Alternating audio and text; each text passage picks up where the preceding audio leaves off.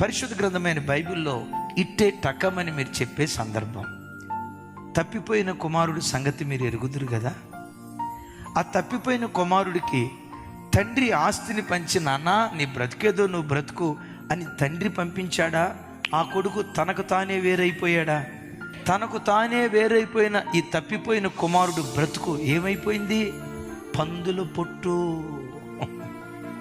తండ్రి ఇంట్లో ఉన్నప్పుడు అబ్బా ఎంత సుఖాన్ని అనుభవించాడో, ఎప్పుడైతే తనకు తాను వేరైపోయాడో పందుల పొట్టు తినే దిగసారిన స్థితి. ఇప్పుడు పిల్లలు చాలామంది తల్లిదండ్రులతో అంటారు, నాకు ఇంటికి రాబుద్ది కాట్లా, అసలు ఇది ఇల్లు కాదు, నీ కొంపకొక నమస్కారం, నీకొక నమస్కారం. ఇంకా నేను చెప్తాను, తండ్రి తల్లి అని ఇట్టుంటారా? ఎవరి పిల్లలు? స్వేచ్ఛను కోరుకునేవాళ్ళు. మాయ్ ఫోన్తో ఆడుకోవద్దు, టైం ఎంత అవుతుంది, చదువుకో.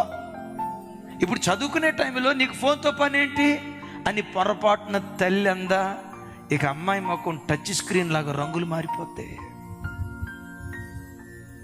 నేను పిన్ని వాళ్ళ ఇంటికి వెళ్ళిపోతా, నేను బాబాయిల ఇంటికి వెళ్ళిపోతా. ఇది ఇల్లు కాదు, కొంప. నీ కొంపలో నేను ఉండను. పోయాడు తప్పిపోయిన కుమారుడు, పందులు పుట్టు తిన్నాడు. నేను చెప్పించట్లా, ఆగతే నీకు పట్టిద్ది.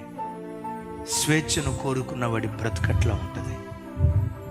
ఎప్పుడు స్వేచ్ఛ కోరుకోకు బిడ్డలారా.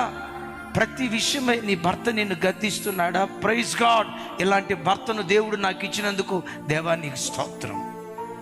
మాయ్ చున్నీ అట్లేసుకో, సరిగ్గేసుకో. ఏం జుట్టు ముందుకు ఎట్లా అంటున్నావు?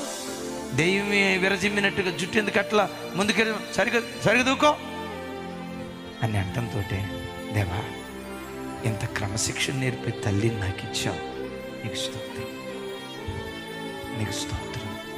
ప్రతి విషయంలో పద్ధతి నేర్పే అమ్మనిచ్చావు, నాన్ననిచ్చావు, నీకు స్తోత్రమని ఆ క్రమాన్ని నేర్పే కుటుంబంలో బ్రతకటం ఒక ధన్యకరం.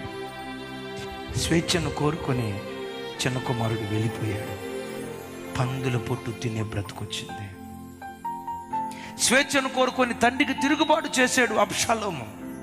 భూమికి ఆకాశానికి మధ్యలో శాపగ్రస్తుడిగా వేలాడాడు.